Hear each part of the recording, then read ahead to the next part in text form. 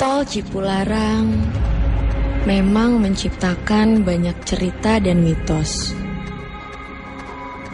Sudah lebih dari puluhan cerita mistis yang aku dengar tentang Tol Cipularang ini. Lebih dari belasan orang bercerita pengalamannya ketika melewati Tol Cipularang. Bukan cuma sekali dua kali, tapi berkali-kali. Malahan, aku pernah mendengar bahwa ada seorang perempuan seumuranku. Dia bersumpah dan tidak akan lagi melewati Tol Cipularang sendirian. Salah satunya adalah Lita.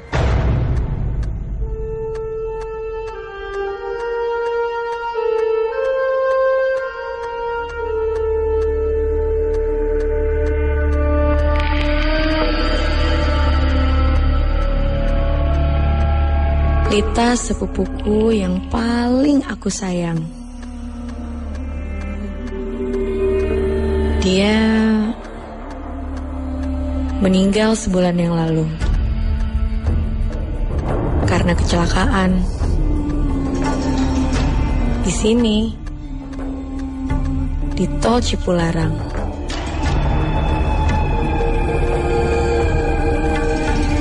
Saat itu Lita sedang mengemudi sendirian, mengantuk, dan menabrak pembatas jalan hingga akhirnya dia meninggal.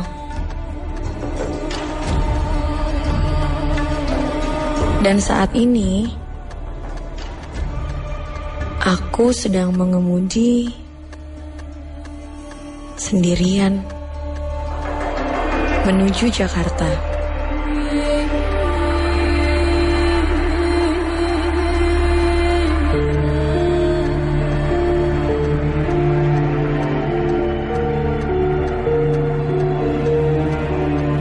Aku ke Jakarta untuk menjemput teman kampusku yang bernama Windy. Windy baru saja tiba di Indonesia. Sebulan ke belakang, dia berlibur di Australia. Sehari sebelum pulang ke Indonesia, Windy meneleponku.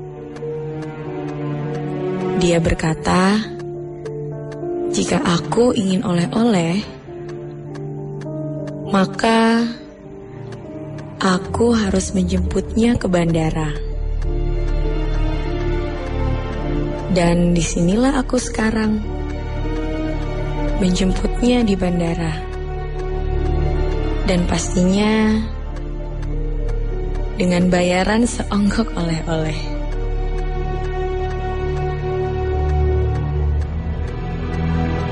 Aku tidak berpikir sebelumnya kalau perjalananku ke Jakarta akan mengingatkanku pada Lita. Aku sempat menyesal karena mau menerima rayuan Windy. Tapi ya sudahlah. Demi temanku yang satu itu.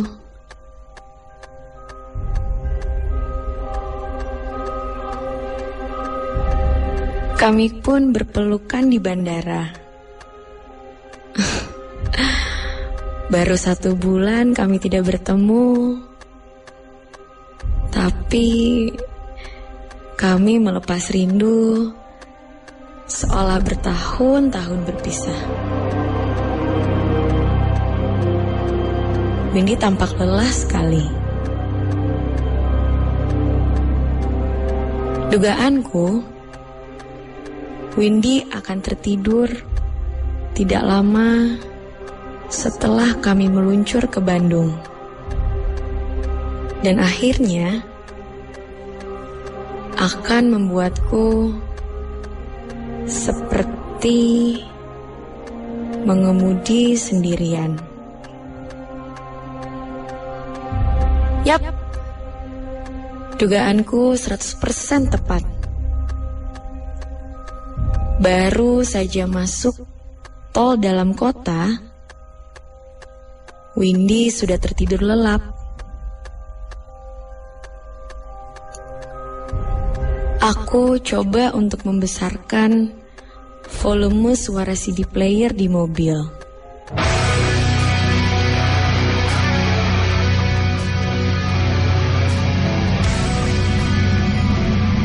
Tapi Windy tidak bergeming. Aku yang dengan sengaja membunyikan klakson panjang untuk membuatnya kaget. Tapi Windy tetap setia pada tidur lelapnya. Akhirnya aku menyerah. Windy memang tidak pernah berubah. Tidur seperti mayat. Jadi ingat waktu aspek jurusan, kakak panitia menemukan Windy tertidur di kamar mandi. Karena susah dibangunkan, akhirnya senior menyiramnya dengan air. Sejak saat itu, Windy punya julukan, Windy the Sleeping Beauty. Windy sukses membuatku bosan. Mudah-mudahan saja aku tidak sampai mengantuk.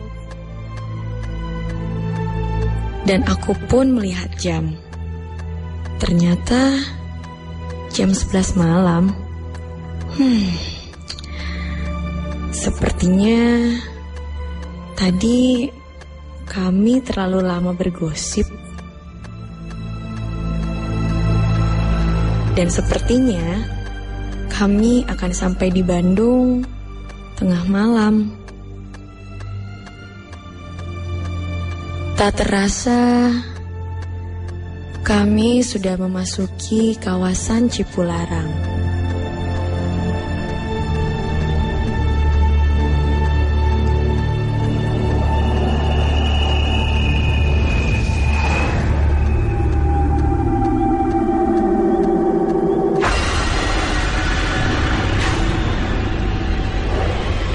Tiba-tiba aku teringat lagi akan Lita. Perasaan campur aduk menyelimutiku. Sedih, takut, sakit, dan tidak menentu. Tanpa aku sadari, aku melamun. Ketika tiba-tiba di depanku ada sebuah bis. Dan jaraknya sangat dekat dengan mobilku. Aku dengan sigap menginjak rem. Dan akhirnya kami terhindar dari tabrakan. Ya Tuhan, tolong buat diriku tenang. Jauhkan aku dari pikiran yang jelek, ya Tuhan. Aku menenangkan diri dan mengemudi perlahan. Tepat di belakang bis tadi, aku membayangkan seandainya tadi aku menabraknya.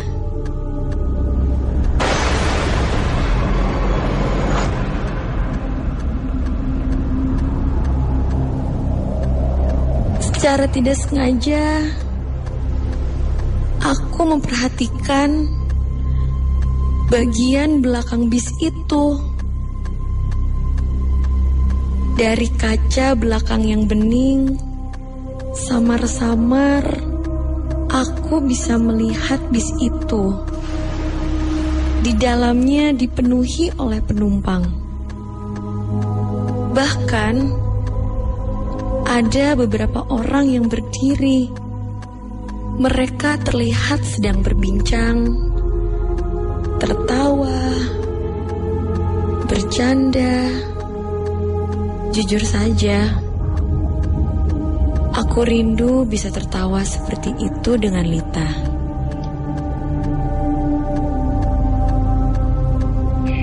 Dan aku pun melihat ke kursi penumpang.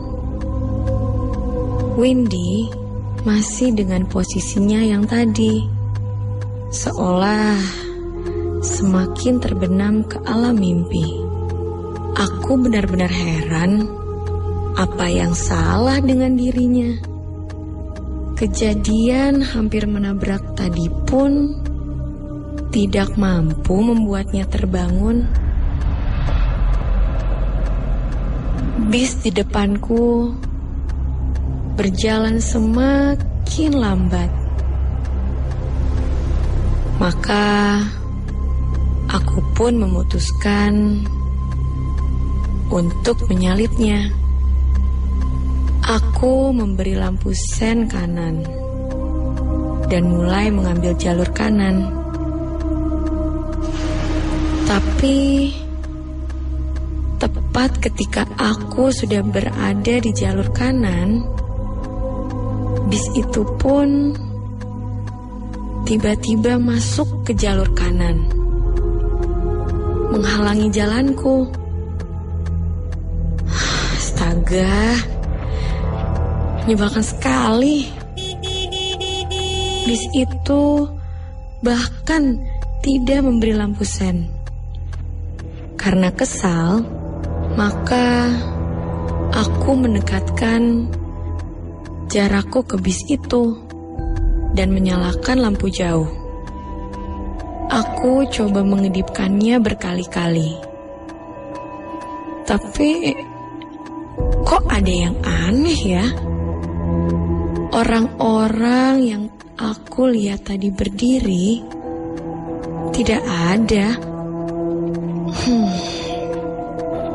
Mungkin mereka sedang duduk di bawah sekarang. Ya sudahlah.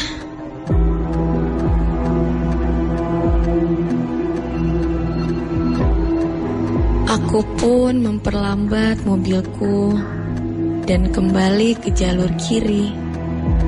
Tak lama, bis itu pun mengikuti. Kali ini, aku tidak kesal karena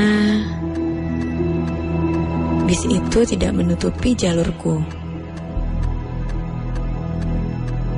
Jujur saja, aku masih penasaran dengan orang-orang yang berdiri di belakang bis tadi. Jarakku dan bis itu semakin renggang, tidak serapat tadi. Karena penasaran, aku coba melihat lagi ke bagian belakang bis. Tidak jelas. Dan aku pun kembali menyorotkan lampu jauh. Ternyata orang-orang yang berdiri itu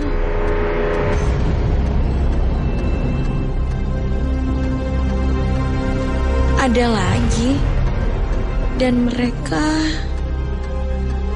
mereka masih bercanda, bersenda gurau. Astaga, kenapa ini? Kenapa bisa begini?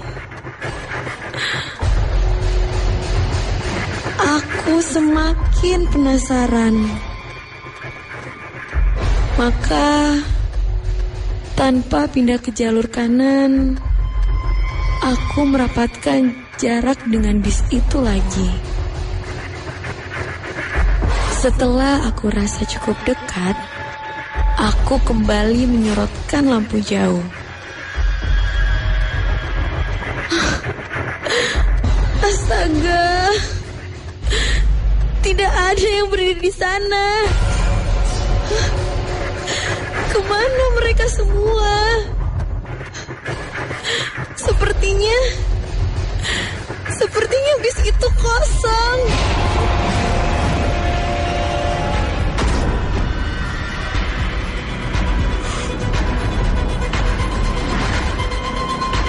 Tak terasa, aku mulai merinding. Aku kembali memperlambat laju mobilku. Dan jarak dengan bus itu pun semakin jauh.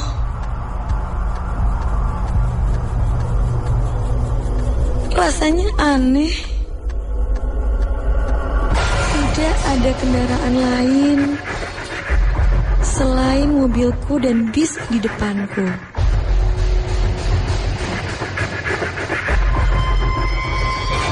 Aku mencoba untuk berpikir positif dan berkata bahwa semua akan baik-baik saja. Tapi sekali lagi, karena rasa penasaranku, aku menyorotkan lampu jauh ke bis itu.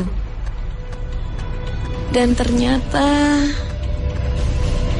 ya Tuhan, orang-orang itu ada lagi. Astaga.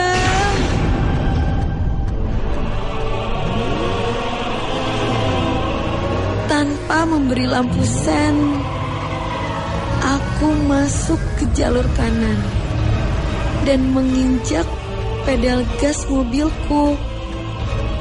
Tidak seperti dugaanku, bis itu tetap di jalur kiri, tidak menghalangi jalanku, membiarkan mobilku menyalipnya.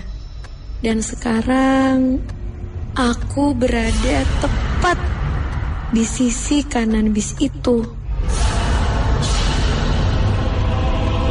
Aku menahan kecepatan mobilku dan aku menoleh ke kiri, menerawang ke dalam bis itu lewat kacanya yang bening. Dan aku pun melihat isi bis itu.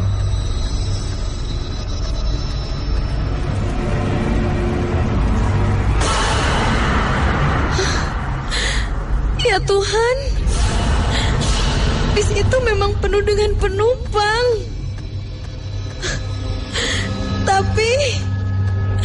Tapi wajah mereka rusak semua.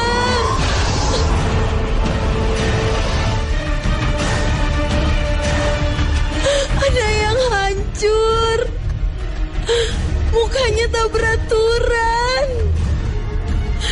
Bahkan ada yang tanpa kepala. Ya Tuhan, mengerikan sekali.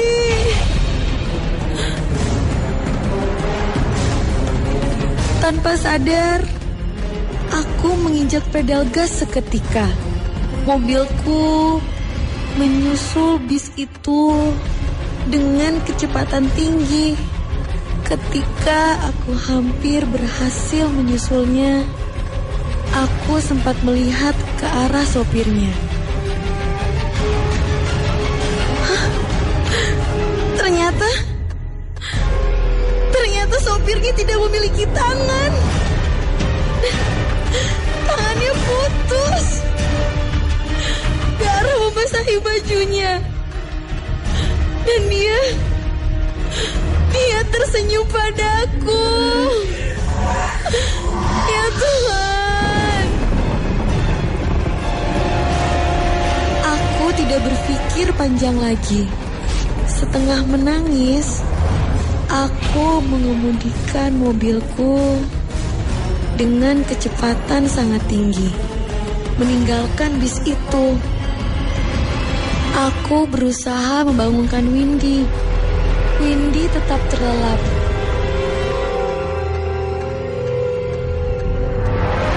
Mobilku sudah memasuki kawasan Padalarang Barat. Mulai banyak mobil lain di depan dan di belakangku. Tapi pikiranku tidak bisa lepas dari bis tadi. Ya Tuhan, siapa mereka? Apa bis itu bis yang pernah kecelakaan di Cipularang?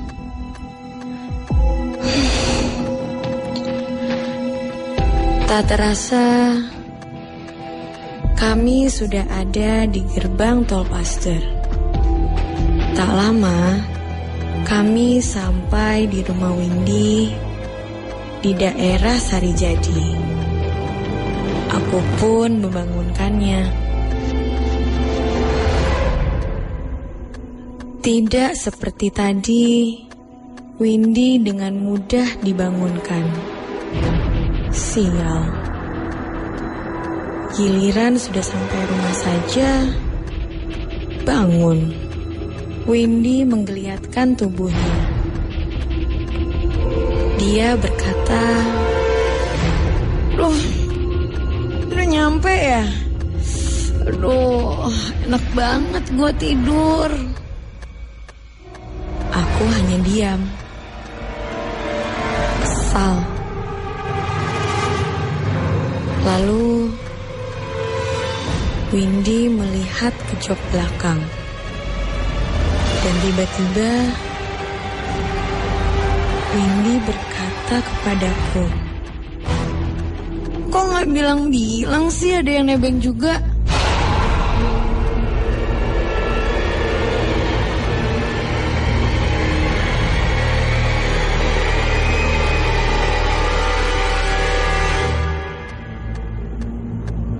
Lalu sambil keluar mobil, Windy berkata padaku, "Duluan ya semua.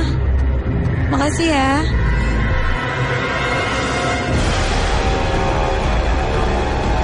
Aku terpaku melihat perlahan jok belakang lewat kaca spion.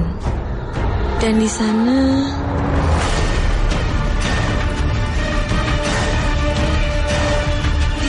duduk seorang wanita. Wanita itu tersenyum padaku. Lita. Itu Lita. Ya Tuhan.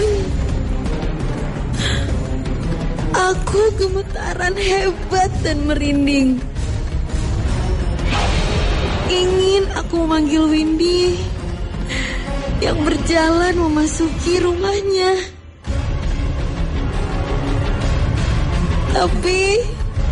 Tapi aku tidak bisa berbuat apa-apa. Di tengah ketakutanku, terdengar suara Lita bicara. "Makasih ya tumpangannya.